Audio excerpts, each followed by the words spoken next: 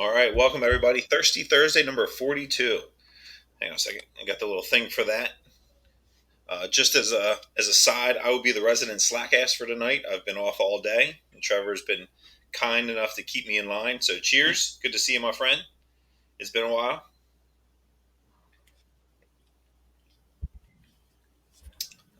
Mysterious styrofoam cup.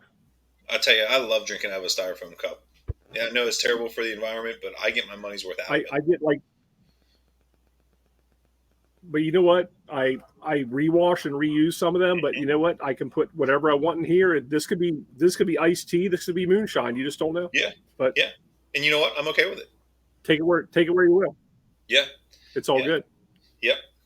So as we were planning for this Thirsty Thursday, we were talking to the guys and talking to Mike and Bobby, and one by one, unfortunately, Bobby and Mike fell off. Bobby is, where is Bobby tonight? Trevor, do you remember?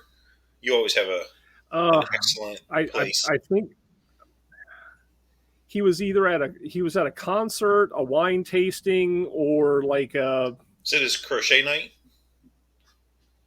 it, I don't think it's macrame. It wasn't crochet, but I Okay, think it was macrame okay, night. So I think okay. he's making some nice lace doilies tonight, Yep. and I tell you what, yeah, I'm really his not sure because that it's not my wheelhouse, man. But I yeah, tell you what, his knitting, or what is it, knit pearl? I don't know, but he's yeah, the expert on the difference between crochet, knitting, and macrame. But whatever he's doing, I wish him the best of luck, and I yeah. hope whatever. I just want to get like a good sleeveless vest or sweater out of it for this Oh winter yeah. season. We should see. Whatever he's knitting, I'm pretty happy with. Yeah, we should see if we can commission him for strike the box knitted or crocheted or whatever they are vests. I think that would be nice. Watch caps. No, I Yeah, think for the winter season, we have several months, so I think he can yeah, either knock him knit out. or crochet or macrame some Yeah, nice watch caps. He yeah, can probably put your station design in there too. yeah. And then where's Mike tonight? Mike was a last minute notification that he wasn't going to be here. He has fallen into the Dungeons and Dragons cult. Fortunately, I had a little bit of seniority on that, so I could get out of it tonight. But tonight was the ceremonial induction, so he is taking part in that.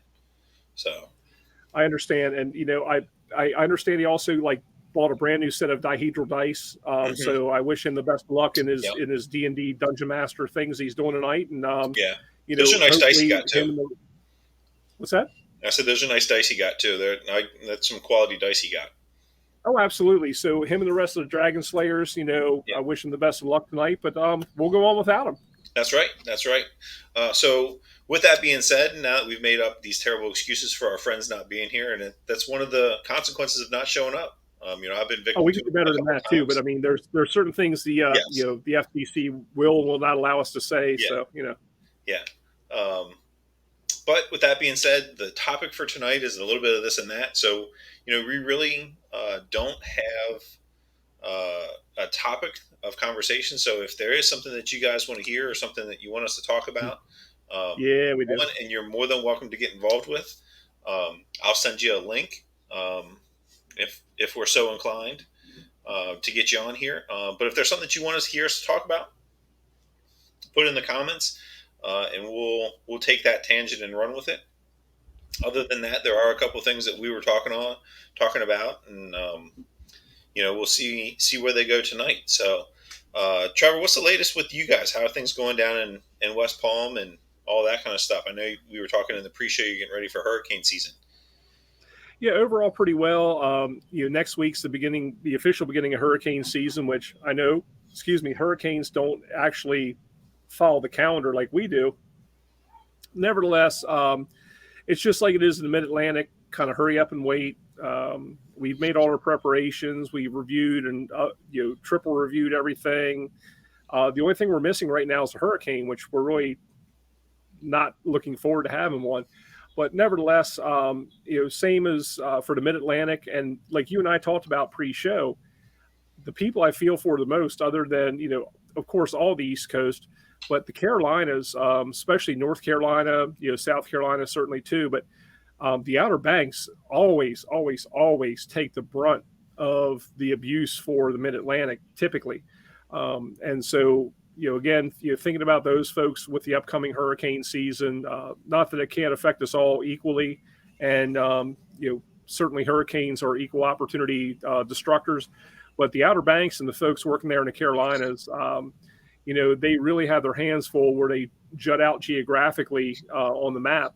And, fortunately, especially in the Chesapeake Bay region, a lot of times, the hurricanes will at least, if they don't have a direct hit, they'll at least skirt the Outer Banks and, break up to a degree that it reduces the severity for the folks up there, which, I'm very happy for, but again, very grateful for the fact that those folks, persevere year after year, decade after decade, century after century to, be the forerunners of the hurricane season up in that region of the country. Other than that, I mean, everything's kind of status quo here. We're kind of going along with all the slings and arrows that the rest of the country is going through. One thing real quick, man, if I could, we're coming up on Memorial Day weekend, which I know, in Ocean City and a lot of the mid-Atlantic and northeastern places and, even further south, that's the big kickoff to the summer season. And, we have fun, we have our barbecues, we kind of set our clocks by that and do a lot of things. But then again, Memorial Day is to look at the people who have served and fought and died for the preservation of our country and our freedoms. And with that, I was doing a little bit of research, and roughly, I'm going to give you some rough statistics.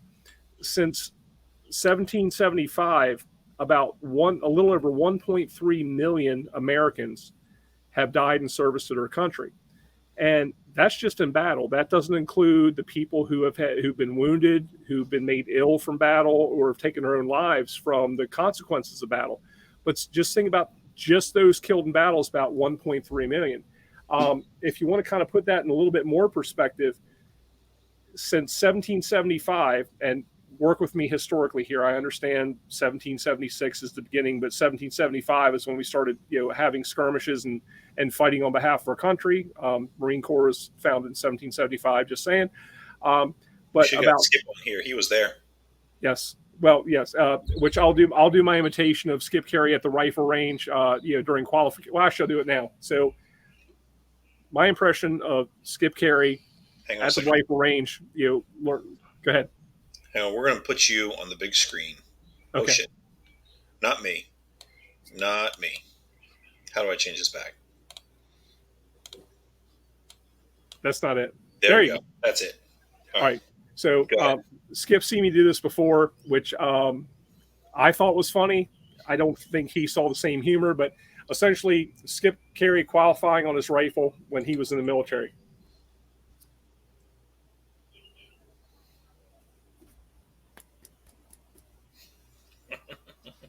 Anyway, okay. So in case you couldn't figure that out, that was a musket. But nevertheless, my point behind all this is, if you think about it, if you take that math and divide it out from 1775 until today, 2022, and this isn't exact math, but just kind of work with me on this.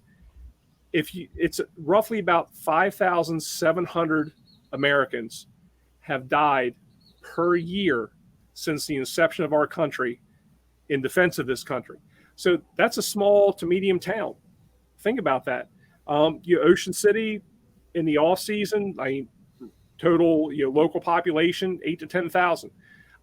Berlin, a little bit more. Salisbury is obviously a more metropolitan region, but roughly about 5,700 people per year over the history of our country have died in direct service to it. And that's, again, I take nothing away, and I certainly want to recognize those people who have served and perished outside of the combat zone as a result of what they experienced. Those numbers are much higher. So, if you think about it, this Memorial Day, we not only thank our veterans and those people who made the supreme sacrifice, but look at all the people who serve this country, and don't just thank them on Veterans Day and Armed Services or Armed Forces Day and Memorial Day. Thank them every day, because there's the things they've done, seen and unseen, that contribute to where we are today as a country. And whether we stand united or stand divided on things, they've still supported us regardless. So yeah, I want to send out a thank you to all of our veterans, past, present, and future, and as well as those who made the sacrifice so we can live like we do today. So I just want to put that out there before we continue forward, Ben. Absolutely, absolutely. That's a great point. One of the things as you were talking about that, it reminded me of another um, incident that I think is pertinent to talk about this evening, and that is the events that happened yesterday in Texas with the school shooting. So um, Ovada, and I have no idea how to pronounce that. Ovada, Texas. Um, I believe it was 18 is what the report is now. I think it was 19 kids and 2 adults. Okay. That I know they're still down there in Yeah. Uvalde, which is it's not too far from San Antonio, where we've had the privilege to teach before. Okay. Um, so 19 kids or 19 children and adults, um, that were perished that perished in that, and you know, I think a lot of times they talk about the shooter, and it's one of those things that I firmly believe, and I think I learned this from Mike Hickman. But don't say his name. Like, he's not the one that we need to be talking about. We need to be talking about the families, um, and the folks that were involved in that. But that shitbag, he's dead, um, and that's the place for him. So keep True, those and families and those in your thoughts and prayers, especially as we go into this Memorial Day weekend, and we're thinking about, like Trevor said, our armed forces that have given it all. So Ben, I agree with you wholeheartedly. I'll dovetail into what you had said, and our brother Hickman probably remembers this from one of the classes that I attended with him many years ago. But when they started talking about any of these mass homicide situations, whether it's a shooter, somebody who flies airplanes into a building, somebody who takes a moving box truck into a federal building, someone who runs an SUV through a Christmas parade, evil is evil. And I detest when people start to politicize this for their own narratives on any side of the coin. We face that evil every day as first responders, as military, and our dispatchers, the same thing. They're the ones who get these frantic calls and have to try to make sense out of this. So to that end, what I'm getting at is, we have a lot of stuff going on, but I still remember one of our instructors in a class who said, who is, who's Dylan Klebold, who's this, who's that. We're like, oh, those are people from the Columbine, and they went from all these mass homicides. And to your point, Ben, they named all of the perpetrators of these mass homicides, and of course, we knew who they were. Then they went down this list to say, who's Dave Smith, who's John Jones, who's this, and all of us were like, that was the first officer through the door. That was the first paramedic who treated a kid. That was the first, special agent that went through and terminated or neutralized the suspect. We never hear their names. We don't typically, other than one or two news cycles, we don't hear the names of the victims of these. But and again, I think shitbag is appropriate.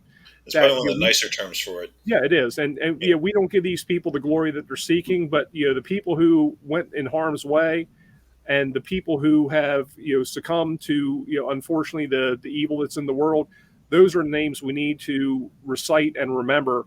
Not these people who, for whatever reason, their cheese has slipped off their cracker and they've decided to perpetrate these crimes with no matter what means and methods. Again, evil is evil. I'm not going to get into political ideology discussions, positions, or anything else, because you and I, Ben, both we've seen the outcome of evil people and bad decisions, Hmm. and at the end of the day, the result is the same. Not to minimize people's concerns or outlooks or anything else, but let's look at the current situation and support the people who are grieving right now and help them get into that healing process. No matter what steps they need to take to get there, because this is going to be lifelong for them. This isn't something that's going to go away at the end of this news cycle when something else happens. This is something that affects them for not just the rest of their lives, but potentially for generations. So, Yeah, yeah. And I just have one more comment on that, and I think sure. we move on. You see a lot of stuff through social media, the news, and they're talking about the teachers and ideas of arming them and that kind of stuff. And I know that there were places in out west, particularly, that have done that. Um, but one of the things that I don't think we talk about enough is like everything that the teachers do for our students. We wouldn't be in the positions that we are, specifically right now, Trevor and I, if it weren't for somebody that took an interest in us and thought that we could do more than what we were doing at the time, because we were probably doing something dumb, but took an interest in us and changed our education and changed our plan. If it weren't for teachers, I am a little partial. I married a teacher. I worked in a high school for 14 years. I have a lot of teacher friends, and I just want to say that we see what you're doing. We know what you're doing. We've been there. We know, um, and we know that it's been tough. Everything that you went through with the pandemic, everything that you guys are going through now, that the kids are coming back to school and they don't know how to interact with each other because they've been at home for 2 years. Um, but the summer's coming. You guys enjoy it. You deserve it.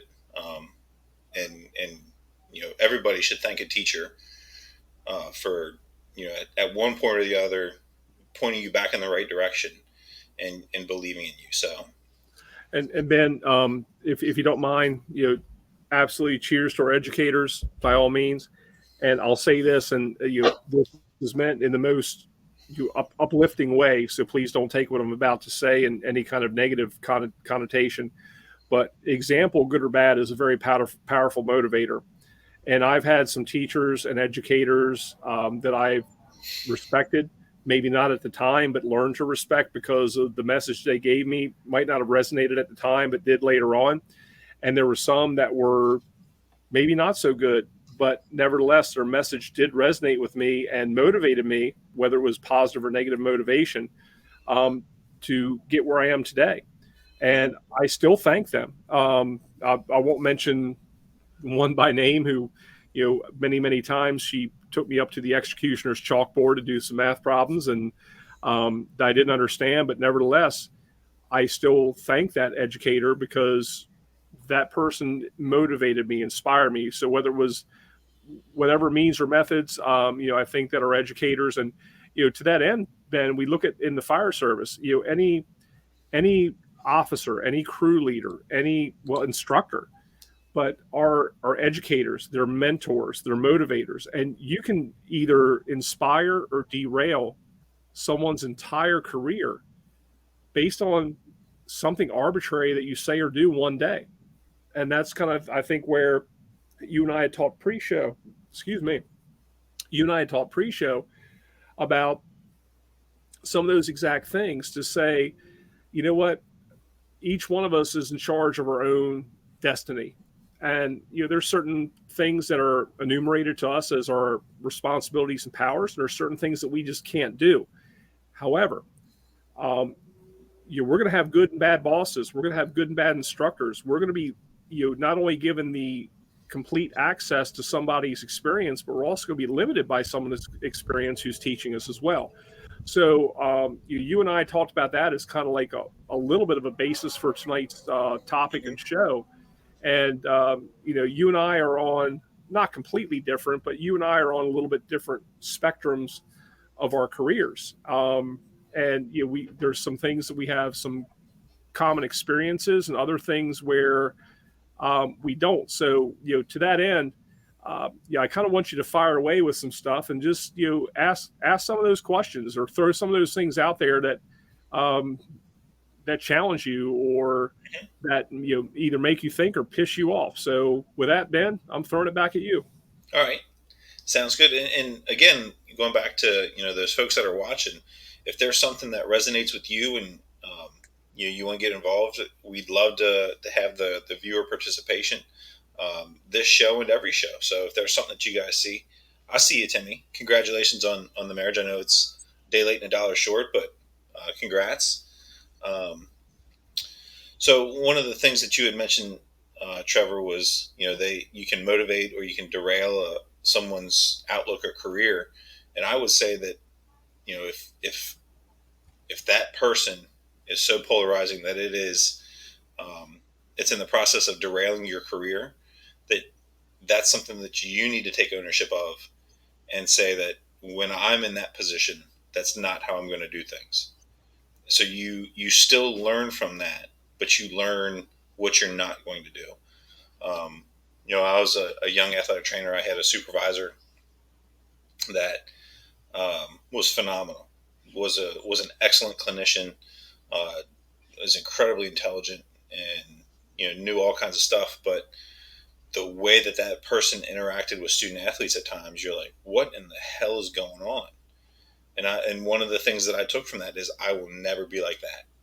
And I think we have instructors like that. I mean, you talk about the good, the bad, the ugly. We've all had those instructors that we've taken stuff away from. Like you want to sign up for a class and you see who's teaching it. You're like, nah, I'll take it next time around or something like that.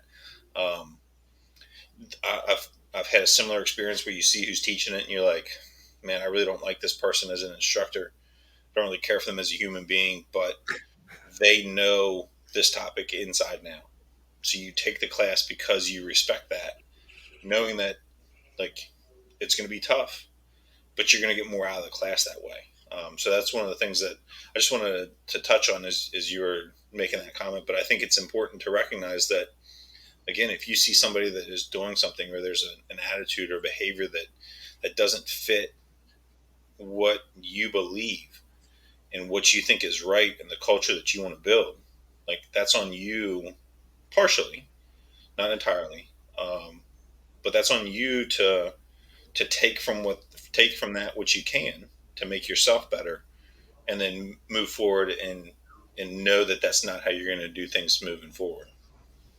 No, Ben, I agree with you. And to kind of come back to Timmy's question, and I'll be very direct in how I answer this. To me, everything is a process, and I, Bobby and I and you I have just now we read this question. Sorry. I know, but me, you, and Bobby have had this question about muscle memory and doing things to repetition. And I'm the same way in the morning. If I don't do, like, just like Timmy's saying, if I don't do you know t-shirt, underwear, uniform shirt, pants, socks, whatever order it is, if I go out of order or something distracts me, I'm kind of off for the day. But I've got to be adaptable enough to say, you know what, during that house fire, during that car wreck, during whatever, things aren't going to go in the order of my tactical check sheet.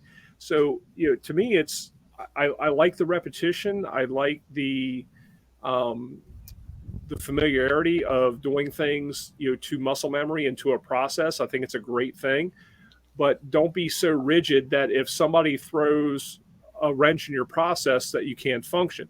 And here's what I mean. When I was teaching a lot of SCBA boot camp, and and you'll have to kind of date this a little bit, prior to the quick disconnects of the SCBAs, but I would bring somebody up front, like when I was at FDIC and I teach, and I'd say, okay, how many people here have ever changed an SCBA cylinder? Every freaking hand goes up. 200 people in the room, right? Great, give me a volunteer. And a lot of times I've voluntold somebody, so I bring them up front, and here's some young firefighter full of piss and vinegar, and I say, how many times you changed an SCBA cylinder? Do you think? Give me a rough estimate. Oh, I say, are you a certified firefighter? Have you been? I said, so 100, 200, oh, at least 150, 200 times. Excellent. So you only have to do something between 17 and 32 times to become a habit. That's statistical whatever. I said, and I'd ask the same person. I said, do you know your ABCs? Yeah. I said, okay, here's what I want you to do. Here's an SCBA. Here's a spare cylinder. I want you to switch cylinders and recite your ABCs. So they're like this: A, B, C, D, E, F, G, H. Boom, boom, boom. Not a problem. Great. Awesome. Thank you very much. You can multitask. You have officer potential. Righto. I said, now here's what I want you to do. I want you to do the exact same thing. I want you to change the SCBA cylinder. I want you to say your ABCs, but start with Q and go backwards. Q P O. I'm like, okay, and I'd let him go for a while, not long enough to embarrass him or intimidate him or anything else. So I'd let him go through a few letters. I said, okay, the first round, you did two things that you've done almost all your life since you were 3 years old and since you were 18, 23 years old, whatever the case. Two processes that you knew exceptionally well and you could do them simultaneously without disruption. You didn't multitask, you multi-switched. You actually did them both simultaneously. I said, all I did was change your process. There were still 26 letters in your alphabet. I didn't change your alphabet. I didn't give you like Swahili, or you changed the same SCBA cylinder. I just told you Q and go backwards. I said, all I did was change your process. I said, that's where you need to, muscle memory is great, but if something interrupts your process, be able to adapt. And I've got to tell you, out of all the years that I've used that analogy, or having people like Bobby does this one, they'll say, cross your arms, take them apart, cross them again, take them apart, cross them the other way. I mean, people are like really awkward. So, but my point is that in all the years I've done that, there was one guy who literally, I mean, he's like, Q O P. I was like, boom, boom, boom. Like, he goes, well, I was in a Marine, sir. I'm like, have you ever been pulled over for drunk driving? My God, you're awesome. But I mean, but that guy, because he had been trained mentally to say, you know what? All the parts and pieces are still there. You just rearrange my process, and it's up to me to put them back in the order that I like. And so that's what I'm getting at. So to Tim's point, absolutely, there is a process of what I do every day, but if that process is interrupted, I still have to perform to that 100% for the people I'm serving, even though it's completely effed me up because, it's like, okay, wake up, urinate, coffee, TV, feed dog, feed cat, let dog out, so, but if anything goes out of that realm, but that's what we have to look at, and that is, I know it's a simple question, but I think it's a very poignant question that Timmy brings up. Is regardless of what we're doing, we're creatures of habit. We enjoy we enjoy process, but like Bobby, for example, and I'll pick on him in a very positive way. Bobby would take his webbing out of his pocket and literally throw it against the wall and jumble it up so it wasn't in that same configuration that he pulled it out of his pocket. So in case he dropped it in something else, he could adjust and adapt. So that's what I'm saying is it was as firefighters, paramedics, instructors, whatever the case is, we have to be adaptable because the scenarios do not follow the same playbook that we do. The playbook is a guideline, and if you can't adapt to that, if going out of sequence just completely explodes your head, then that's when you need to train yourself to have a different viewpoint of it. And to that same point, Ben, you and I talked about this earlier. There's a lot of things that occur throughout our careers that we don't understand why they occur. We just know they happen. And we make our snap judgments. I know younger in my career, there were some decisions that lieutenants, captains, chief officers made. And I either thought that they were the most brilliant individuals in the world or they were the dumbest son of a bitches that ever walked the face of the earth. And occasionally I was right. And a lot of times I wasn't because I didn't understand why they made that decision. They never owed me any explanation because they were my senior. They were my quote unquote superior. They were my officer. But those who took the time to educate me on the why behind their decision, and again, they owed me no explanation, helped me develop as a firefighter, as a crew leader, as a lieutenant, captain, battalion chief, chief officer, whatever the case is. And let me give you case in point. We're all full of piss and vinegar. We go through fire training, we get a couple calls under our belt, and we know just enough to make us dangerous. And we go to that call where, hey, we've had a couple fire calls, we got a little bit of heat on the back of our neck, and we think we know it all. We're the 2520. We've been in between 2 years and 5 years and think we got 20 years on the job. and remind me to talk about the whole thing about experience here in a minute. But when you have a chief officer or lieutenant or whomever pulls you out of a building, they had a reason. Good reason, bad reason, we don't know. It could be based on their limitations. It could be based on their experience, or somewhere in between. And I've always talked about the 222 rule. Where if I'm the instant commander and I say, hey, don't go any further. I don't want you going inside the building. We're going to take a stand right here. 2 minutes later, they're 2 feet closer to the building. They're asking me for 2 more minutes, where they are, and there's 2 more people on the hand line than they were originally. So you've always got that. I mean, the best analogy I've heard from this is like Dougie Scott told me years and years and years ago, and I know we bring Dougie up a lot, is he said, as company level officer, you're like essentially a dog owner. You have your dogs that's your crew. And you got to decide when to take the leash off and let them run, or snap that clip on and pull them back. But it's up to you to let them know, why you let them run and why you pulled them back. And that was just a lot of wisdom that it didn't sink in for, quite a while, but it made a lot of sense. And, same thing. I've been pulled out of a building where like, hey, Chief, 2 more minutes. We got this. They had a different picture on the outside of the building. And again, some could be based on their limitations. Some could be based on their abilities, but we don't know. But, don't be afraid to have that conversation with your people, whether it's an after action formally around the kitchen table at the firehouse, on the tailboard. And, again, you don't have to justify yourself. Let's put all the bullshit aside, but tell your people why you made the decision that you made. It might open their eyes up a little bit. And, again, there's some things that I did earlier on in my career, which are like, holy shit, how the hell I survived that? But, I didn't have the full picture.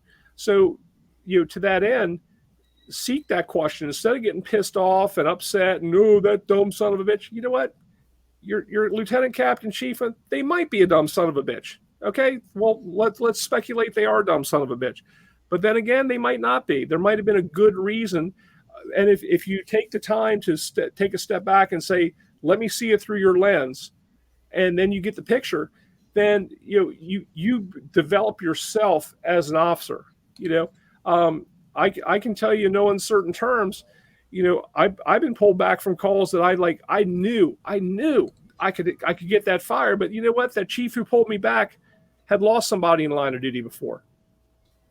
I didn't have that experience. I didn't know. But, my first response is, well, that's not me. That's them. That might be true, but you know what? They see things through a different lens. And, if they erred on the side of caution, then so be it. Hey, if that's for me, I'm busy. No, it's, I just, yeah. But, so that's kind of what I'm getting at, Ben, is, we have to be able to look at all the different, I guess, spectrums of what we do, and also appreciate where we are in our career.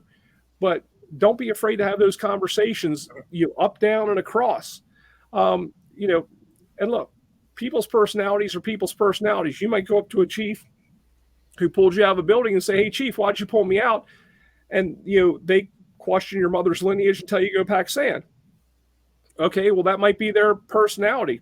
Not nice, not right, but, at least you asked the question. Mm-hmm.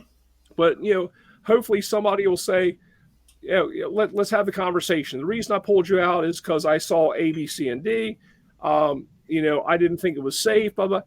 And again, people are people, they get butthurt if you start asking a question, and they might get defensive, but the way and manner in which you present something goes a long way too. If you're trying to learn, I still remember from many, many years ago, and you guys in Salisbury were instrumental in this, and the records boys, especially, they used to have the Salisbury seminar, and they would bring in,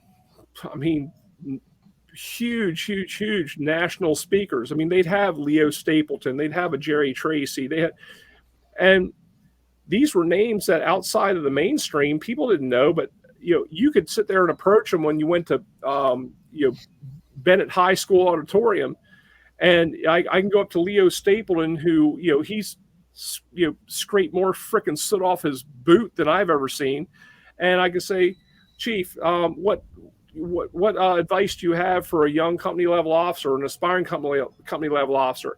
And he pulls you aside, puts his hand on your shoulder, says, "Well, first son, you should have been an accountant," uh, and then. But he's like, look, work hard, pay attention, and pray like hell that your first command is a top floor job. But I mean, he was kind of being flippant, but at the same time, he was giving you some sage advice because here's a guy who's seen more, done more, experienced more than I may have in an entire career, but was able to sit there and take some young snot nosed kid, put his hand on their shoulder, and say, you know what, you're trying to do the right thing the right way. Let me at least put some pearls of wisdom in your head and see if you take off with them. Mm-hmm. Yeah, there's so out of that, there's two tangents I want to go on. Go for it. One, the first one, we're just going to go with the Leo Stapleton one because that was most recent, and I'm going to try and remember what the other one was. But you specifically are not going to appreciate you're not going to appreciate it. You're going to laugh at me, but we are rapidly approaching a time when you say the name Leo Stapleton that people don't know who that is. I know. I was fortunate enough to be asked to speak and have the ability to speak at the Delmarva Fire Conference back in, I think it was March or February. No, it was March or April. Timmy, can you put the date in there in the comments for me, please? But I was able to speak at that, and one of my slides I put in there was a comment from Alan Brunacini. Before I read it, I said, "Hey, who knows who Alan Brunacini is?" And out of the room, there was probably 30, 35 people in the room. Like 3 hands went back, and it was the guys all the way in the back that that had spoke previous to me, or it was a couple guys sitting in the front that were more senior than I was that knew who it was. But the rest of the room was crickets. I was like, how do you guys not know who Alan Brunacini is? Like the dude had a full career as a fire chief, which is unheard of. Like he had his first 20, 25 years as a fireman up through deputy chief, and then he did like another 20 to 23, 25 years as a fire chief in a large metropolitan department. So I think that takes us to a point where, like, we always talk about history repeats itself. One of the big discussions that always ebbs and flows in the fire service is smooth bore and fog nozzles. And if you don't do the research, if you don't know, if you don't understand, you can't make an educated decision one way or the other. So you should go out, you should flow your nozzles, you should know why you would use one when, why you should use the other at times, and all that kind of stuff. But you also need to know about these previous leaders that did great things for the fire service. So if you don't know who some of these names are that when we talk about them, like you need to look them up. You need to know who they are, and that's just me personally. Like No, I was shocked when I put that in there. It's like the Star Wars reference now. Like everybody, like you make a Star Wars reference from the first 3 movies, and they came out in the 80s. Like they don't know who those are.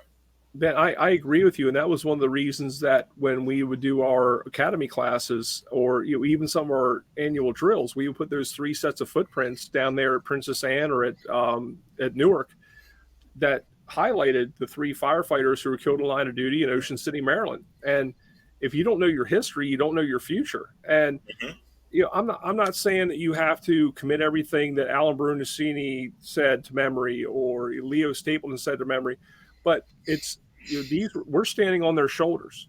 We're standing on people's shoulders that are very humble. Like I'll bring them up again and again. People like a Dougie Scott, the Records family in Salisbury. I mean, just looking at local names, and the lists go on and on. Everybody's making their contribution because you're part of the history in your department is now. I guarantee I could walk back in. I'm nobody from nowhere, and just because I spent a certain period of a time in Ocean City doesn't mean I contributed, doesn't mean I did anything great, doesn't mean I, did anything other than take up space, which I hope that's not the case. But at the same time, I could walk in tomorrow and they're like, "Who the fuck are you?" I'm like, and my answer is like, well, nobody. But between here and here, I was kind of like I was on the payroll, or I was on a volunteer. I was this that, but you know it's what you're passing along for the generations to come, and sometimes we forget that because look, let's be very honest about this. We repackage a lot of stuff in the fire service, and Mm-hmm. that's not a bad thing. We take old techniques, we take old thought processes and everything else, and we update them and everything. But give credit where it's due. Let's look at the people whose shoulders we stood on, and let's look at being that purveyor of information versus trying to claim that you've stick your flag in the sand. Oh, I found a new technique.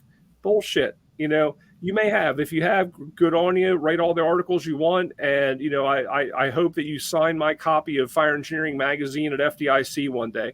But at the same time, let's look at the people who came before you and did a lot of this research, or who paid their pound of flesh in the industry. And I don't take anything away from anybody, but the point being is, Ben, that to your point, I talked to my folks in my department. Do you think anybody in Palm Beach Shores, Florida, knows who Donald Fisher is?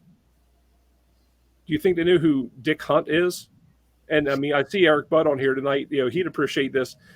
Um, you know, Dick Hunt was an old guy. Gosh, when he came to Ocean City, he was an old guy at the American Legion Hall that was a fireman in D.C. for years, and he was back during like the Iroquois theater fire days, and I mean, and he would tell us these stories. We have story time with Dick, and we'd literally sit there at the day room at headquarters, and he would tell us about all these things, way back in the 30s and 40s when he was coming up, and he lived a lot of that history, a lot of these case studies that we looked at. And now, side note, which I know you'll find this humorous, he had paid his pound of flesh over and over again. He was an old, salty, leather lung fireman. He was deaf as a post for the most part. And I'll just say this and I'll move on. But, we get a call, we get an EMS call for a malfunctioning defibrillator. And, old Dick Hunt would go, "Jesus Christ." He had this really high pitched voice. He's a very slightly built guy, really, really kind of skinny little guy, but he was tough as nails. He goes, "Jesus Christ, that's horrible. A malfunctioning refrigerator. Jesus, they'll call you boys for anything." We're like, "No, Dick, it's a malfunctioning defibrillator." "Oh, shit, that's even worse." But I mean, here's a guy who just had the humor. He would tell us the fire stories, but I tell my folks a lot. You look at someone like Donald Fisher, who was the chief there for many, many years in Ocean City, very instrumental in the structure and development of that department. Who a very quiet man, but when he came down to Dorchester Street and sat on that bench and would talk to you, he didn't say a whole lot, but when he did, it behooved you to listen. Mm-hmm. And he would sit there. He had been out of the mainstream of the fire service for many years, but he could break it down to you about building construction and what was what, and why that building is what it is today, and how it became what it is, and apparatus placement. And I mean, he was sitting there talking to me about hazmat one day, and I mean, my mind was blown. So we have that obligation, regardless of your tenure in the fire service. I don't care whether you've been in 6 days, 6 months, 6 years, or 60 years. We have that obligation to pass that along to people. And look at some of the people in the past, and kind of keep some of those people alive. When we take some of the new people in the firehouse, walk around, look at some of those old black and white pictures, or what's it called, sepia, whatever that thing is. It kind of looks old, but not quite as old. And talk to them about that. Talk to some of the people who've been around for a while, and you'd be amazed. And look, Donald Fisher would tell me about people in the department. He goes, "Oh, don't listen to that son of a bitch. He's been here for 50 years, but hadn't done shit in 49. Well, excuse me. That was valuable information. So, not everybody who has longevity or experience, has anything good to say. But look at their service and look at what they brought to the department. And again, I'm very proud of the people that I work with. because recently I've not been able to be as hands on as I'd like to have been for the last, I'd say, 3.5, 4 weeks. And, you know, I'm amazed, but not amazed by just the ability of the folks that I work with to pick the ball up and run with it because they know they can do it. They know they have the backing. And if they make a bad decision, we're going to talk about the bad decision. But if they make no decision, we're going to have issues. So they'll make a decision and they'll go with it. And, that to me, that's what it's all about, Ben, is, that we provide those things. And, you and I had the pre-show conversation about, how does your view change from that maybe 2, 5, 10 year firefighter to that 3 decade firefighter. And there is a little bit of a change, but I think it's incumbent upon us, all of us, as we do gain some perspective, to pass down the why behind that perspective to our people, so they understand why we're making a decision that, oh, that he just an old dumb son of a bitch. Well, yeah, guess what? I might be an old dumb son of a bitch. That is true. I mean, I take nothing away from that assessment. I mean, that might be spot on, but nevertheless, they understand why I'm an old dumb son of a bitch. Or they kind of say, wow, I never thought of it in those terms. Or they don't look as globally at something, because if I'm on an engine company or a truck company, I've got my blinders on. I'm very fixed on my mission. That lieutenant has a little bit broader perspective. That captain even broader. That BC or AC or DC even broader. And chief of the department, they even have a wider perspective. Not saying it's right. I'm just saying the perspective changes based on your role and responsibility and tenure.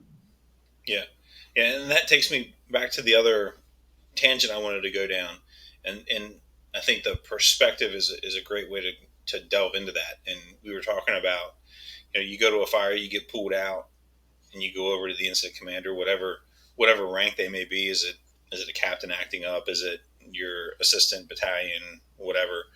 And you say, "What, we had it." You know, your your job as the company officer is, you're right behind your fire. You're the guy on the nozzle, the guy on the pipe, whatever you want to call it, making the push. Like, again, your view is what's directly in front of you. Oh, correction. The guy on the nozzle, the person on the nozzle, their view, their job is to put the fire out. Your job as the company officer is to monitor everything else around them. So if something happens, you can say, "Hey, fire over here. Let's put this fire out. Do whatever, and keep moving in the right direction." And then if you see something, or something happens to you, the person on the nozzle, you're right there, and you can take over because your experience has taken you there before, and you've done that before, and you can do it. When you make that transition outside the building and you're no longer going in, and you see the bigger picture of the whole thing, which is probably one of the hardest transitions in the fire service, you now have to make those decisions and go back and forth between, yeah, we're going to keep going, or no, we need to change our tactics and pull people out. We're going to go defensive, and figure out what you're going to do. And I think that is one of the things that we don't give people enough credit for, is one, making that transition. Again, making that transition from a company level officer to a command level officer is a huge transition. We always talk about going across the floor and being the lieutenant, the captain, or whatever it is, and it's hard because at some point you're gonna have to sit down and have a difficult conversation with probably some of your friends. But when you make that transition from that company level to the command level, now not only are you responsible for the people that you used to supervise and are your friends when you were riding the fires and on your engine, on your truck, on your rescue, whatever it is, now you're responsible for not only those group, but maybe two other firehouses, maybe three other firehouses.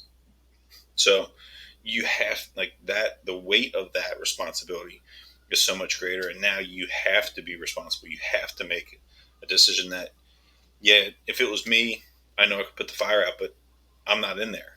Like, I know my company officers are good officers. I know the people on the pipe are good, but there's that gut feeling, whatever it is, your previous experience knows that is not a good situation. It's no longer tenable. We need to back people out. That's a difficult decision. And as a former acting assistant, like, I was fortunate I never had to make that call. But like that's a tough spot. And Yeah. I know, Trevor, you were an assistant chief, You were a shift commander, so at the time I was a captain. It's now battalion chief, and now being the chief of department. What are some of those things that you have found in addition to that are some big struggles when you make those changes? Well, Ben, I mean, you've essentially said it all. And I want to go back to something that Mike Woods said a show or two ago. Is we know the players are on our team, or if we don't, shame on us, but we should know the players on our team, whether it's your shift, your engine company, truck company, whatever the case is. And I know that changes because we have people who are detail, we got people in overtime, we got the people who live close to the firehouse, far away from the fire, whatever the case is. So we do the best we can with the information at hand. However, to Mike's point, we know that these people are supposed to be able to make whatever play that we give them, in his football analogy. But there's some players that are the best suited. Doesn't mean that someone else is not. It just means that this person has all the right things that I need in this very moment. And let's just be very, very honest about it. And this is where I struggle with SOP, SOG driven operations versus priority based operations. We can say our people are trained to a certain level, and that may be clerically true. And what I mean by that is, yes, on paper, they met the JPRs, blah, blah, blah, blah, blah, whatever. And they're a firefighter 1, 2, 3, 17, whatever. However, we know some people are more well suited throwing ladders. Some people are more well suited pulling hand lines. Some people like pediatric calls. Some people like geriatric calls. We all have our specialty in our areas of comfort, and we have our comfort zones. So to that end, being certified and qualified doesn't mean that you're the best person for the job. And I don't mean that offensively, but you as an individual firefighter need to come to grips with your capabilities and limitations. Doesn't mean that you shouldn't be promoted or anything. Let's take all the horsefuckery out of this and look at yourself individually. And look, I have things that I love and enjoy, and there's things I'm like, shit, I'll do it if I need to, but it's not my favorite. But even at that, I've taken the pride to say I'm going to take my weakness and turn it into a strength and do the best I can with it. So what I'm getting at is, to that end, I look day by day and say, who do I have on this first in engine company? Who do I have on this first in crew? What do I have? And my tactics, although SOPs say X, Y, and Z, I'm either going to, going back to, my Scottyisms, I'm either going to unclip that leash and let the dogs run, or I'm going to clip the leash and kind of pull them back a little bit because I know their capabilities and limitations. That's going to keep them safe, but I also have to have a reasonable expectation that, if I'm looking at this building fire and we got some shit going on, and they're going down the hallway and I don't see an appreciable change in conditions in a certain amount of time, I'm pulling them back. There might be another crew where I don't see an appreciable change in conditions, and I might give them another 15, 30 seconds because I know that they're going to I know that this is a crew that's going to call me and say, hey, we've come up against something, whatever. So there's a balance there. And, I have never once yet either put in for a line item, been issued, or been granted a crystal ball where I know exactly what my crew is seeing, how they're seeing it, what conditions they're facing. I have to rely on their eyes, ears, and experience, and and have that trust. And that's something that develops over time. You can't mandate it, you can't issue it, you can't do any of this stuff. It's going to be individual, and that's very hard for people to hear because people get butt hurt. And look, again, I have my capabilities and limitations. I've said the same thing that's been said to me. I've gone to people. Chris G teases me about it from time to time, where I would go, "Hey G, do me a favor, go up there and put that effing fire out." And because things weren't progressing, and the next thing you know, G and his man to marry people, they go up a stairwell and it goes from dark smoke to steam. And it's like, thank you.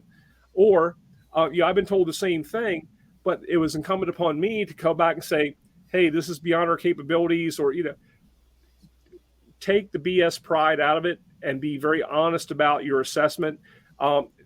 Everything we do should be mission driven. And again, it goes back to the people who are in that building, the people who reside in that building, who might have to try to inhabit that building again, whatever the case is. I don't care whether it's a fire call, EMS call, rescue call, hazmat, no matter what. Be cognizant of your capabilities and limitations. Be honest when something exceeds your capabilities and limitations so you can get the appropriate resources there. And that's nothing against you. And that's a very hard pride pill to swallow. It really, really is. Because think about it. We're problem solvers. We're firefighters. We're EMTs. We're paramedics. We're hazmat tech. We're special ops people. And we never want to say we can't do it. Well, we can stabilize, but here's the difference. I'd rather tell my IC, Chief, I can stabilize this, but we're going to go from point A to point B, but you got to get somebody else to go from B to C because this is all we can maintain. Be honest with it. And that to me, it not only does that grow, your points and your capital, but it makes us all better because guess what? We can't be all things to all people at all times. We're good at a lot of stuff. We really are, but we're not excellent. I mean, I'd rather be great at 2 things than half-assed at 6 things. And that's where I think sometimes we get pushed administratively and also politically sometimes to say, gee, now we got a global pandemic. Let's do this. And now shit, we got anthrax and we got there's a breaking point. And I draw lines in the sand with my mayor and commission regularly. And is it fun going up to my boss and saying, no, make it happen? No, you need to make it happen. Well, I can't go, I can't squeeze one out. And so be honest about your capabilities and limitations and say, okay, if you want to make this happen, here's what I need in order to make this happen, not only for the benefit of this community and for the safety that we're trying to provide in the service, but also for the safety and security of the people who are providing that service. So if you're willing to do that, which takes time, effort, training, money, resource, let's go down the list. So you just have to be very honest and have, to your point, Ben, have those difficult conversations. They're not fun, but be able to assess as, I don't care if you're a probationary firefighter, a crew leader, senior driver, operator, lieutenant captain, whatever glitter shit you have on your collar or whatever you have on your sleeve. Be very cognizant of your own capabilities, your own limitations, project them to the people that you work with and for so they know exactly how to use you and not use you in those times, because I don't want someone putting me in a position that I'm not capable of handling. Or if they do, I want to be able to have a resource that I can reach out to. But that we just have to have the honest conversation starting with ourselves and then even on our shifts and say, hey, no shame in that. Let's just figure it out. Because think about it, Ben. I'll look at you in Ocean City as a full-time person. You're a firefighter, you're a paramedic, you're a driver operator, and you're also an instant commander on scenes. I mean, and I'm minimalizing. I'm not. Please don't take it the wrong way. I don't mean that at all. But I'm really minimizing to the bare bones your basic daily responsibilities of when you set foot in the firehouse. And how long have you been working for Ocean City full time? 9 months. Okay, so to that end, think about that. Yeah, you're not just some guy on the back step who's taking orders. You're running a crew. You're responsible for people. You're responsible for not only people but a station, not just one piece of apparatus, but everything in there as a full-time person. So that's kind of what I'm getting at. Is a lot of times we load people up with responsibilities to the point that we set them up for failure unwittingly. And then if you were to fail, where do you think that finger is going to point first? Oh, absolutely. Well, I'm sorry. That guy right here, him. So, but that's my point is that, if we throw so many balls at you that you can't juggle them anymore, and then we expect you, so just like when let's take a simple call. You go to a fire alarm activation, you're working at the Four House, you go to the Irene condominium for bells on the 12th floor. Mm-hmm. Okay. You go there, you get there, who knows? You might be the driver operator that day and the IC. Right Yeah, off the bat, I've created a funnel for you that you cannot. Ben, you're a smart guy, you're an accomplished guy, you're an educated guy. I have yeah, all the faith in the world, but I can only put so much on your back before you collapse. yeah. And I've That's no already one's situation. I've already put that on. So what I've done is I put that on you, hoping and gambling that things aren't going to go from sugar to shit real quick, and if they do, that you're going to scream for help loud enough, and you can kind of maintain an equilibrium long enough that we get you some help. Yeah, yeah. I'll give you That's a perfect. that's where you live. Yeah, I'll give you a perfect example. It was me and so we got hired. The group of six of us got hired in August of last year. There was another three that got hired in December, and I was working with one of the new three, um, and a great kid, love him to death. He ended up coming to our shift. Great guy, and we get a fire alarm activation at, I think it was the flagship. Um, I'm driving the wagon. We got He's riding the seat, and we got a part timer in the back who is very capable. Does a nice job as a good kid, um, good fireman. And we pull up, nothing showing, like nobody's working. The place is closed for the winter. Come around the side, we got water flow from the sprinkler room. Water's running out the first floor, the door out of the stairwell. They open the door, and they got a light haze that comes out the top of the door. Now that was unbeknownst to me. They had made their way around to the sprinkler room, the pump room, and made access, and we're going in. And I come around, and at this point, it had dissipated enough that I didn't see it. But they get up on the second floor, and they had a spring. They had somebody had left the Clorox wipes on one of the stove burners, and I guess like the spring had been old. They lean up against it, turns it on, catches the thing on fire.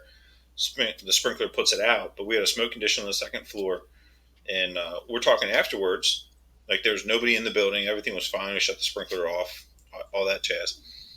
And I said, "What did you think?" And again, I'm what 4 months newer than this, or 4 months more senior than this guy in the department. I said, "What was your thought when you opened the door and you had that smoke come out?" Well, I didn't think it was good. I was like, "Yeah, it's probably bad."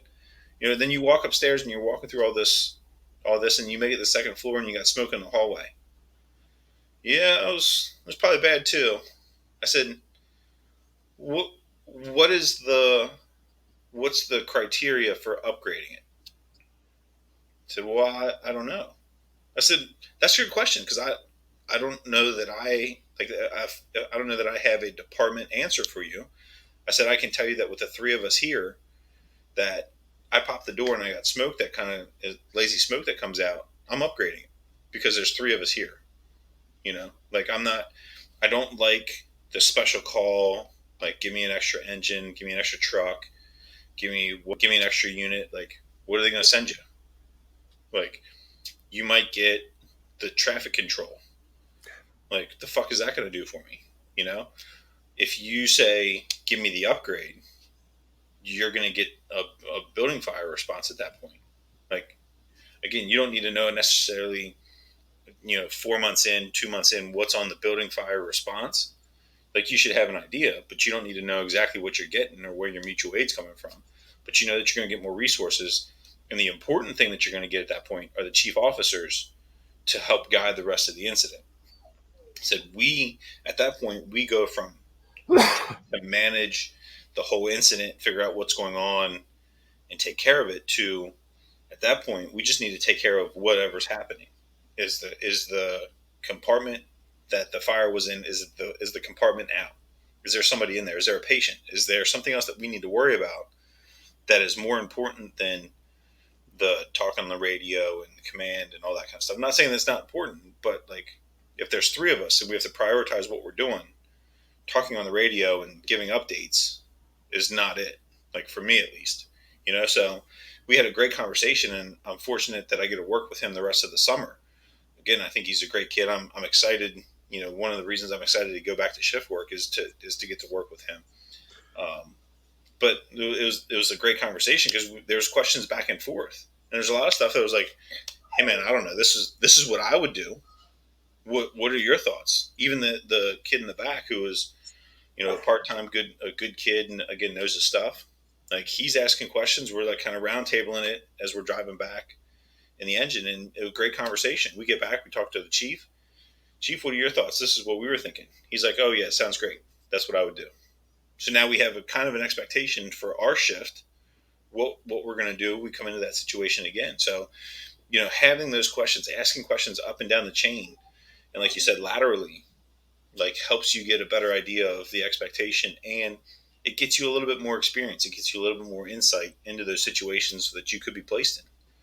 No, So Ben, I agree with you. I think part of it also is not only having a respect for your chain of command, but also understanding, and you said it very eloquently, being able to lead upward, downward, and laterally. I had a situation within the last couple of months where my one of my engine crews was they went to grab some dinner, and they're sitting in I we don't get so wound up if they actually sit down and eat somewhere. I know that's depends on where you are with stuff, but this was an appropriate venue. And so long and short of it is they were literally probably at the most 35 feet out of their first due area, sitting in this restaurant. And the next thing you know, the fire alarm goes off, and somebody had overcooked something in the kitchen, and it's not their first due, but they're right there. They're going to respond, do the right thing. Herein lied the problem. We had a very highly motivated crew member who took it upon himself to self-dispatch instead of going through the shift commander who was there, to self-dispatch. And in the meantime, I'm looking because I'm home. This is in the evening hours. I'm like, oh, that's a funky address. What did we just get called on mutual aid? So now you've piqued my interest because this is we typically don't get called for mutual aid in this particular area. I'm like, so now I'm getting up and going, and turns out that if they had gone through the shift commander, and the shift commander had said, hey, look, go ahead and call this in to to dispatch, put us on scene, everything worked out fine. But the battalion chief for that department should have been notified right away. mm-hmm. And I had no problem with my guys taking initiative and action. They were there. Of course, if someone dropped out with cardiac arrest, I wouldn't expect them to go, oh, it's not our territory. No, handle the situation, but make the proper notifications. But so here, this battalion chief, the department whose area this was in never got notified. A little bit problematic until Yeah. later. The BC shows up. He's super, super cool guy. I can't say enough nice about him. But nevertheless, if this had gone through the appropriate channel to the shift commander who was there, but the shift commander didn't even know that this kid had called dispatch until they got alerted for the call. So my thing is, there's a fine line between motivation and freelancing. But just like with that, in your situation, Ben, if they had something where if there's any question, hey, what I don't even, that's sad, Ben. I don't even know what your call sign is. What's your call sign in Ocean City? 7488. Ew. I was 7408. So wow, look at that. I don't know. This might hurt your feeling. 11 times better, babe. Anyway, moving Cheers. on. Cheers. So, maybe so. So anyway, but point being is, if they called and said, whoever to 7488, I have a smoke condition on this floor, and just notified you, versus what? And I'm not taking anything away from the individual because I don't know, wasn't there anything else, but that to me, that's having that communication conduit to be able to say, this is what we have, and if they've not either been educated or empowered to make that decision or that call, kick that information up the chain. What are you seeing? We don't care what it, put it on you. That's why they pay you dozens of dollars, Ben, Hmm. is Those to make. dollars. Yeah, exactly. Yeah. Before taxes, but Yeah. that's why they pay you dozens of dollars, is to make those decisions. And then, but if they said, hey, we have an odor of smoke, we have a haze, whatever, just transmit the information to you, make Hmm. you the funnel. But instead of just going, oh, we see this, let's keep going. We see this. And Hmm. again, if that's not been part of the culture they've been brought up in, you can't fault them for doing what they did. And I'm glad that you took the opportunity to have that discussion. But quite frankly, that needs to be part of the culture, that if it's unknown, you're uncertain, unsure, and if you're not 110% confident that this is X, Y, and Z, kick that shit up to the next person who's getting paid 87 cents more than you an hour to Hmm. make that decision, and then you can kick it up, and we can you can push a turd uphill, and that's That's right.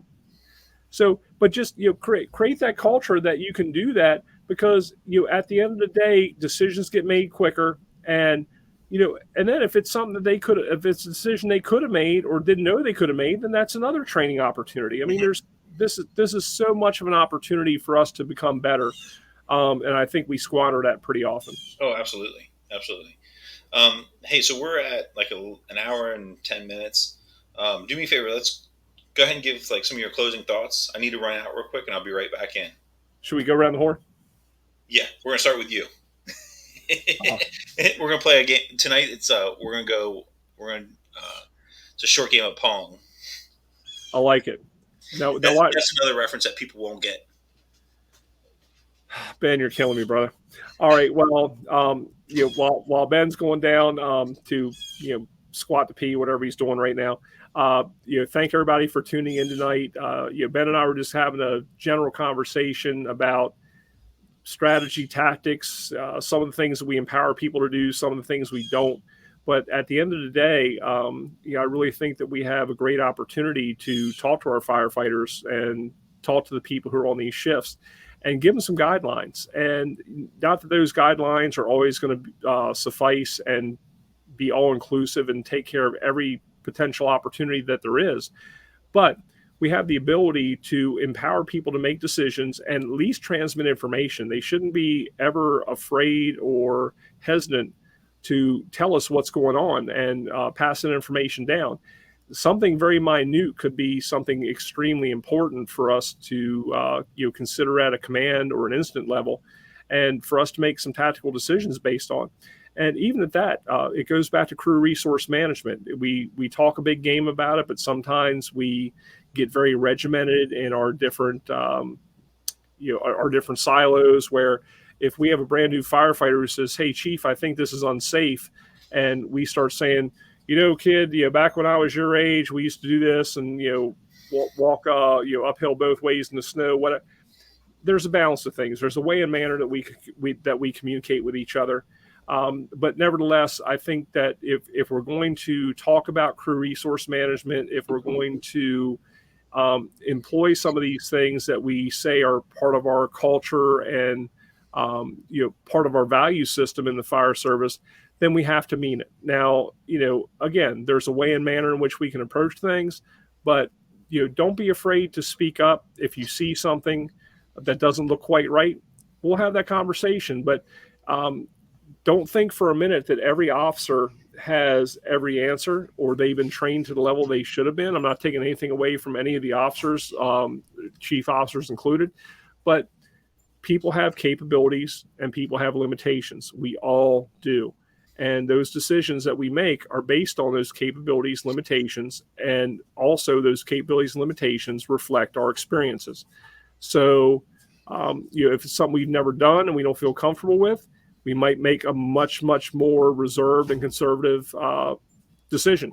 If it's something we've done a million times, we might make a very aggressive decision that may or may not be correct. Because just because I feel comfortable doesn't mean that crew that I've sent to do that duty has the same level of comfort or that same aggressiveness doesn't take anything away from them. It just means that they might not see things through the same lens that I do. So this is where we have to have those difficult conversations, as Ben alluded to, and be able to talk amongst ourselves, respect the fact that people have different experiences, different tenures, different everything in the fire service, and capitalize on those things. To really quick to just kind of land the plane on this, I used to send around in my early tenure as a lieutenant, I used to send around a shift resource list. And part of that was there were skill sets that people had that I had no idea that they had. I mean, I had some people who were electricians, who were carpenters, who were accountants, who were, they had all sorts of things. And when it came down to it, I wasn't the one who always had to carry the ball. I might have called the play, but I didn't have to carry the ball because there was somebody much more well suited. And with that being said, I think that having those open discussions and conversations with your personnel, finding out what makes them tick, and the sad part is sometimes you get thrown in the Yahtzee cup and put on a different shift. But then you start the process again. But find out the capabilities and limitations, but start with yourself. Be very honest in your self assessment, and if you have something that you're not comfortable with, figure out a way to make yourself more comfortable. Yeah, I couldn't agree more with that, Trevor. We had we got a Hairball. little group chat with some couple of the guys on the shift, and one of them posted a 12 lead that he put in the picture, and I look at it, I was like, holy shit, that looks bad. Like calling a STEMI, going to the cath lab, all that kind of stuff, and they're both like, yeah, no, that's not a STEMI. I was like, well, what am I missing? You know, like help me understand. I am the oldest person in that group chat. I've been a paramedic the longest out of the people in that group chat, but due to my time out of or away from providing care as a primary care provider or primary clinician, as a paramedic, and Well, getting back into that's like a big officer word, clinician. right. What in Maryland, we're no longer providers; we're clinicians. Uh, Seriously? yeah, yeah, Wow. yeah. That's why I wore a collared shirt tonight. Is that with a capital C or like a little c? It's a K. We're classy. Okay. Wow. Um, Clinician. yeah, yeah. Write that down. Write that down. That's something you guys can change in I flow I, right I, up. I can't spell clinician. I don't either. um, Clinic Ian. yeah, but that was one of the things I talked to these guys about. I was like, okay, so what's going on here that you guys are saying it's not a STEMI? Maybe we can explain this to the dumb paramedic in the group. Dot dot dot. I'm the dumb paramedic in the group. So I'm getting these guys that are our level of education for 12 leads, even in paramedic school, was not. I don't want to say like we got it, but one, it was so long ago, and two, things so much has changed in the time. So I haven't kept up like I should. Um, and these guys are sharp. These guys are good. So taking that opportunity to learn from them, I truly look forward to when I go on calls with them, or if I know that like I'm on a call, I get back, and my buddy is just getting back from another call. Like, hey man, what'd you have? What'd you do? All right, this is what I had. Tell me what you think about this. This is what I did. And sometimes they're like, yeah, yeah, yeah, no, that's what I would do. Did you think about this? Like, yeah, I did that. I forgot, blah, blah, blah. And they're like, ooh, I don't know if I've done that. That might be, might want to be careful with that. So it's stuff like that is really enjoyable. Um, so I know you mentioned it leading up and down the chain. We talked about it a couple times tonight. Like, you get that opportunity, like, go and have that talk with your lieutenant, captain, battalion chief, whatever it is, your next line supervisor up. If that's something that you aspire to one day, like, you're going to want that information. You're going to want to know what their mindset is, why they thought the way that they thought. And at the same time, like you said, you pass around to your shift. Hey, what do you guys do? What do you like? What are you good at? So that way, when that call comes in, and you need to frame something, you need to build a shore, you need to build a support. You're not having the accountant who's on the call trying to figure it out. Like, you call the guy that did that for 10 years to come in and build those shores. knows that built houses, and they can look at it and be like, oh yeah, this is what we got to do, and you're done in 5 minutes. Versus you're not sure how it's going to go. So um, I think that's fantastic. Like having that relationship with your crew, building the culture of taking care of each other, doing the right thing, um, and taking care of the patients and the people that you go to. Because ultimately, that's what we're there for, right? Like, our job is to go and help these people. They don't give a shit if it's the 30th call of the day for us. It's 3 o'clock in the morning. Like, they don't care. It's not their it's not their worry, right? That's what our job is. So go and give them the service that they deserve. Um, so that's my thing. That's it. Um, that's my wrap up. So as we wrap the whole thing up and we land this plane all together, we're looking ahead. I know Trevor and we've talked about a number of things. Anybody out there that's instructors that you teach, if you're interested in teaching, if you have a class that you've taught, FDIC just posted that they're accepting or they're putting out the call for classes. So go check that out for next year. It's going back to April. Is that correct? Correct. Yeah. So it's going back to April. Go check that out. If you guys, if you're putting classes in, let us know. We want to hear about it. Maybe it'll be a show topic one night. Um, I'm sure Trevor, Bobby, Mike, and I are going to be talking. See if we're going to put stuff in. Again, Wichita Hot, which is October 12, 13, 14, right around there. Strike the Box is going out there managing the Mayday, and that's totally based on the companies operating in and around the structure at the time of the Mayday. So it's not going to be the RIT team activation from outside coming in. It's going to be whoever's right there to help manage that Mayday. So it's going to be a great class. We haven't taught it yet. We're in the process of putting the final touches and polishing it up, making sure we don't look like a bunch of fools, which we won't. So that's coming. WichitaHot.com, I believe, is their website. So go check them out. Unfortunately, I've not been. I've heard, again, from the guys that it's a great conference. So go check it out. If you can get out there, go. Apparently, classes fill up really quickly, so get on it. Our future topics, again, we talk a lot about stuff that we want to do. I know one thing that, for whatever it's been pulling at me, is lithium-ion batteries. The mobility devices, all that kind of stuff, and incidents revolving around those. So one, if you're a hazmat nerd, send me a message either through the face space, Instagram, whatever, TikTok, whatever it is. Um, get up with me because I want to talk to you. I want to pick your brain about it. But that's something that I want to. I've talked to Trevor. I want to do a show about coming up soon. I've talked to Mike and a couple guys that have connections with the FDNY. So between Baltimore City and the FDNY that have seen some of these incidents, we're getting some information on that. And then after that, it's, we've mentioned before we want to try and get Doug Scott on. I'm going to start beating him up a little bit more as we're coming into summer to see if we can't get him. The man is, I mean, we can't talk about him enough and say enough great things. So it'd be nice to actually get him on the show. Trevor, what are you thinking? What else have we kicked around?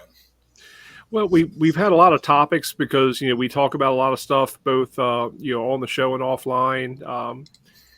When you talk about the Wichita Hot class, the managing the Mayday, I mean, we've done things kind of sporadically and individually and kind of loosely in that realm. But this is an opportunity for me, you, Ben, and Bob, or excuse me, me, you, Mike, and Bobby, to put it all together. We've done some stuff before. Of course, Ray McCormick's out there with us, which is going to be phenomenal as well because he's certainly well respected in the fire service and has a lot to contribute to everybody. But whether it's company level operations, leadership, any of these things, I think that we have a really good cadre of people, not only just who've been on the show, but also that we reach out to because we don't have all the answers. We never purport to be those folks, but we have a lot of contacts in the industry. A lot of people have some really great initiatives and views on some of the current topics in the fire service, and Yeah, I certainly want to bring their voices to the chorus that we bring forward on the show to try to educate our brothers and sisters. Excuse me. You all right, buddy? You gonna make it? Yeah, little hairball. All right. So, so with that being said, we thank you guys for joining us tonight. Again, if there's any questions, or like I said, we're any of my hazmat nerds, um, get up with us. Let us know. I'd be interested to pick your brain, and we'll go from there. So, tentatively, I say tentatively now because our schedule is what it is. We're looking at 2 weeks from now. So everybody have a safe and happy Memorial Day. Remember the reason for the holiday. It's not for grilling and having a good time. It's for remembrance of those that gave their lives for our great nation and the freedoms that we enjoy today. So, with that being said, cheers, my friend, Cheers. and have a good night. Stay safe. All right, love you, brother.